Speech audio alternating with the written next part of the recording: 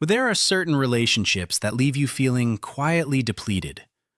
Not from obvious conflict, not from dramatic arguments, but from a steady, almost invisible erosion of your energy, your confidence, and eventually, your financial stability.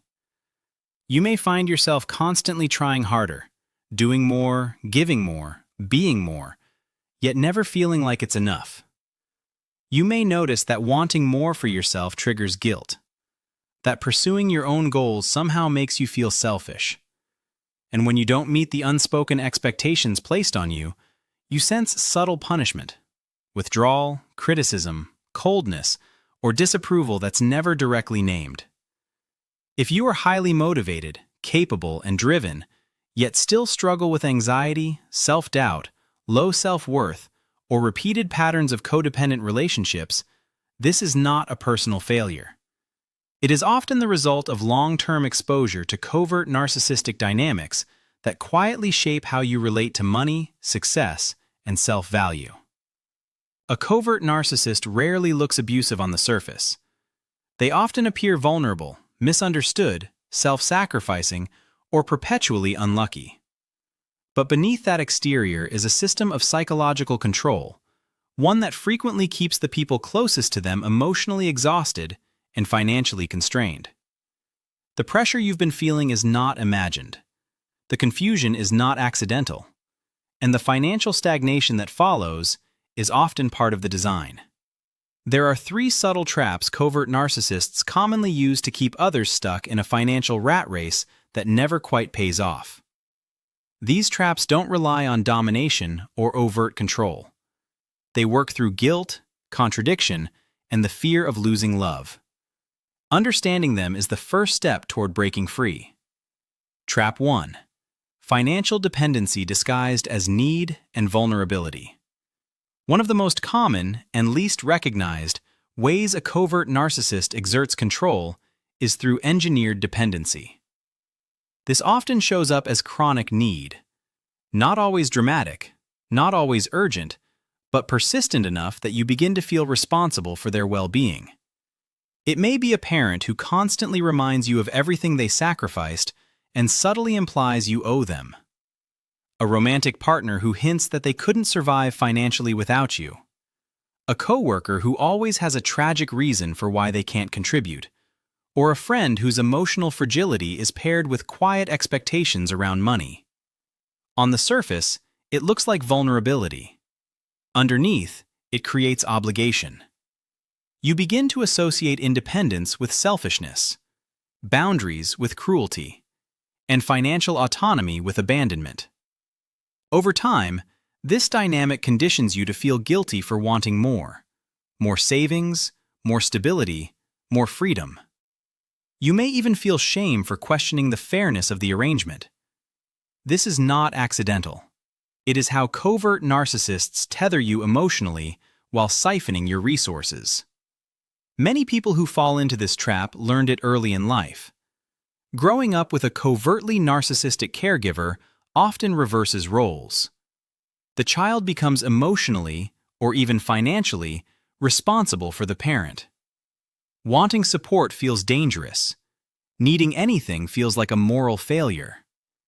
In these environments, love is conditional. Approval must be earned, and self-sufficiency becomes a survival strategy rather than a healthy milestone. You learn that to be loved, you must want nothing. You learn that asking invites punishment, and you internalize the belief that your needs are burdens. As adults, this conditioning doesn't disappear, it simply relocates. You may find yourself drawn to partners who are financially unstable, friends who need you, relationships where giving feels safer than receiving. You may work relentlessly, provide generously, and quietly hope that if you give enough, love will finally feel secure. But covert narcissists are drawn to this exact pattern. They sense your willingness to overextend. They recognize your discomfort with asking. And they exploit the part of you that believes love must be earned through sacrifice. The key emotional lever in this trap is toxic guilt. Healthy relationships do not require guilt as currency. People who genuinely care about you do not want you burdened, depleted, or financially strained for their comfort. There is an important distinction to make here: real sadness versus self-pity. There are moments when people experience true loss, illness, grief, unexpected hardship. In those moments, support is appropriate and humane. But self-pity is different. Self-pity centers the self. It does not seek resolution. It seeks extraction. Covert narcissistic self-pity is not about healing.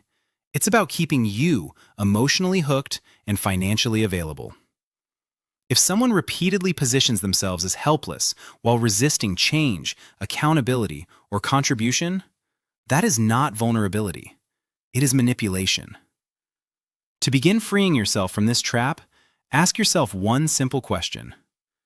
Am I helping because I genuinely want to, or because I'm afraid of what will happen if I don't? If the idea of saying no fills you with anxiety, if asking them to contribute feels dangerous, if withdrawing support feels like it would threaten the relationship itself, those are not signs of generosity. They are signs of coercion. Healthy support does not come with fear attached. And when you attempt to rebalance the dynamic by setting limits, separating finances, or asking for reciprocity, and you are met with guilt, punishment, silence, or character attacks, that tells you everything you need to know. At that point, practical steps become necessary. Changing passcodes, separating accounts, reducing financial entanglement. Not as punishment, but as protection. Trap 2. The financial no-win scenario. The second trap is more confusing because it appears contradictory on the surface. You are praised for being ambitious until your ambition becomes real. You are admired for your success until it threatens them. You are celebrated publicly and criticized privately. This is the covert narcissist's no-win financial double bind. In the beginning, they may love your drive, your intelligence, your potential, your ability to achieve. It reflects well on them. But once your success becomes tangible, once it requires time, focus, or independence, the tone shifts. Suddenly, your work is framed as selfish. Your goals are framed as neglect. Your progress is framed as abandonment. They may accuse you of caring more about money than relationships, of changing, of becoming distant or cold. Yet paradoxically, they may still brag about your achievements to others, so long as those achievements can be used to elevate their own image. This creates internal confusion. You begin to feel guilty for succeeding, ashamed for wanting more, and hyper-aware of how much you're allowed to shine. You may start censoring yourself, sharing only the wins that feel safe, downplaying progress that doesn't include them. In relationships like this, your success is only acceptable when it benefits the narcissist's narrative. Anything that belongs solely to you, private pride, personal fulfillment, financial autonomy, becomes threatening. Over time, this dynamic trains you to associate achievement with danger, visibility with punishment, and expansion with relational loss. So you shrink, not consciously, but strategically. You may still work hard, but you stop fully claiming your success. You may earn more, but feel uncomfortable enjoying it. You may hesitate to invest in yourself, fearing backlash. The purpose of this trap is not concern for your balance or well-being. It is about maintaining psychological leverage. When someone truly loves you, your success does not threaten them. It does not require you to be smaller. It does not demand self-censorship. Healthy love celebrates growth, even when it doesn't directly benefit the other person. One way to protect yourself in this dynamic is through discernment, not secrecy. Notice how people respond when you share good news. Who celebrates without comparison? Who listens without turning it back to themselves? Covert narcissists often show selective interest. They are engaged when your success can be borrowed, but dismissive or critical when it cannot. When sharing your achievements consistently leads to guilt, criticism, or emotional withdrawal, that is valuable data. You are not obligated to make your life legible to people who use it against you. This is not arrogance. It is boundaries. And when you are criticized for being ambitious, you can calmly return the responsibility where it belongs by asking, "How does my success harm you? What about my growth feels threatening to you?" You are not required to justify your desire to build a meaningful, financially stable life. Trap 3. When love is made conditional on performance. The third trap is the most difficult to recognize because it doesn't initially feel like control. It feels like motivation. It feels like responsibility. It even feels like love. But its impact reaches deeper than the others because this trap rewires how you understand your worth. If you have ever struggled with imposter syndrome, felt uncomfortable asking to be paid what you deserve, or found yourself chronically overworking while under-earning, this dynamic may already be shaping your financial life. This is the belief that love, safety, and acceptance must be earned through performance. Covert narcissists are exceptionally skilled at reinforcing this belief. They subtly teach you, through praise, withdrawal, approval, and punishment, that your value lies in what you produce, provide, fix, or sacrifice. And once this belief is internalized, it doesn't stay confined to relationships. It follows you into your career, into your financial decisions, into the way you negotiate, price your work, and assess your own worth. You stop asking for more, not because you don't deserve it, but because on a nervous system level, more feels dangerous. How performance-based love keeps you under-earning. When love feels conditional, failure becomes terrifying, and success becomes something you must constantly justify. In this dynamic, you are rarely encouraged to rest, receive, or simply exist. You are rewarded when you are useful, needed, convenient. Over time, this conditions you to accept lower pay to prove loyalty, over-deliver without compensation, avoid opportunities that might make you seem selfish, stay silent about dissatisfaction, feel guilty prioritizing financial growth. You may tell yourself that you're being humble, that you're being patient, that the money will come later. But underneath those explanations is often a deeper fear. If I stop performing, I may lose connection. This is where financial consequences quietly accumulate. You work harder than necessary. You give more than is sustainable. You earn less than your effort warrants. And because you are competent, resourceful, and resilient, you survive. But survival slowly replaces expansion. This is exactly where covert narcissists want you. Just stable enough to be useful. Just insecure enough to stay. Just uncertain enough to keep proving yourself. The compulsion to fill the gaps. For many people raised around covert narcissism, love becomes synonymous with filling what's missing. If there is an emotional gap, you step in. If there is a financial gap, you cover it. If there is chaos, you organize it. If there is failure, you compensate for it. This feels like care. It feels like loyalty. It even feels noble. But it is also how you disappear. You stop asking whether the relationship is mutual. You stop checking whether your needs are met. You stop evaluating whether you are being valued or merely used.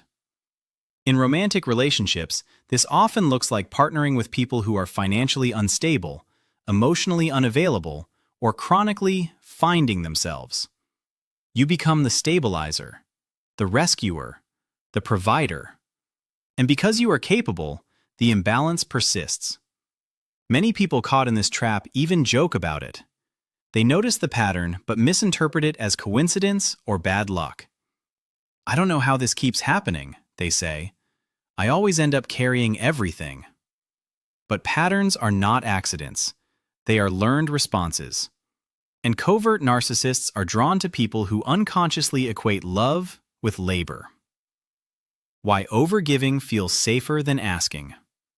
One of the most painful truths about this trap is that overgiving often functions as emotional avoidance.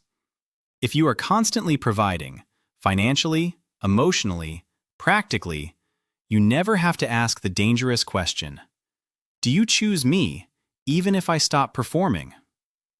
As long as you are giving, the relationship continues. As long as you are useful, connection remains intact. Spending money, covering bills, making yourself indispensable. C. All of it becomes a way to avoid facing rejection. But this strategy has a cost. It prevents intimacy, it prevents equality, and it prevents you from ever knowing whether you are loved or merely relied upon. Covert narcissists have no incentive to disrupt this arrangement. In fact, they benefit from it immensely.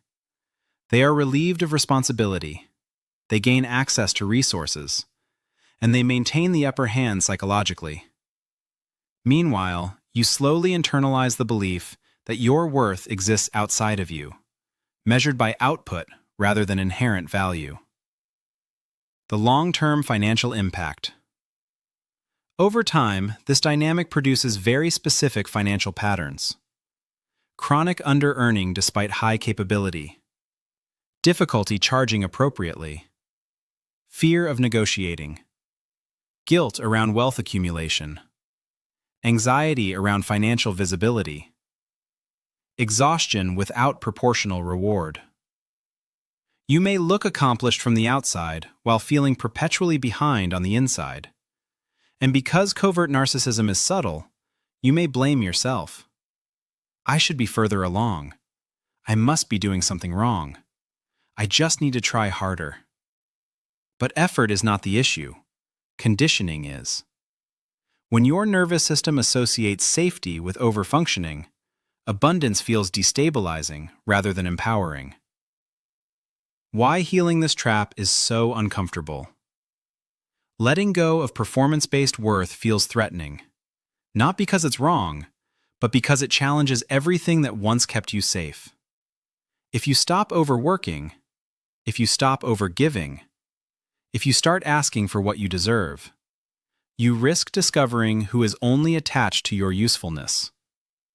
This is why growth in this area often triggers relational disruption. As your standards rise, some relationships strain. As your boundaries firm, some dynamics collapse. As your self-worth stabilizes, manipulation loses power. This is not failure. It is recalibration. Reclaiming your financial and emotional authority. The opposite of performance-based love is not laziness or entitlement. It is grounded self-worth. Grounded self-worth allows you to ask for fair compensation without apology, say no without justification, receive without debt, rest without guilt, choose reciprocity over approval. This shift does not happen through positive thinking or surface-level affirmations. It happens by addressing the emotional conditioning beneath your financial behavior. For many people, that conditioning began in childhood, where love was unpredictable, approval was earned, and safety depended on adaptation. Until those patterns are brought into awareness and gently dismantled, they will continue to shape how you earn, spend, save, and receive. The deeper work of financial healing. True financial empowerment is not just about budgeting, investing, or strategy, though those matter. It is about repairing the internal relationship between worth and survival. When you begin to heal the belief that love must be earned, your financial behavior naturally changes. You stop underpricing. You stop overworking. You stop negotiating against yourself. Not because someone told you to, but because your nervous system no longer equates self-advocacy with abandonment. This is where imposter syndrome dissolves, not through confidence hacks, but through emotional integration. You no longer need to prove that you belong. You simply decide that you do. Breaking the cycle. Covert narcissistic traps persist only as long as they remain unconscious. Once you can name them, they lose their mystique. Dependency loses its grip when guilt is questioned. The no-win scenario collapses when approval is no longer currency. Performance-based love dissolves when worth is reclaimed internally. And while this process can feel destabilizing at first, it ultimately creates a life that is financially freer, emotionally cleaner, and relationally honest.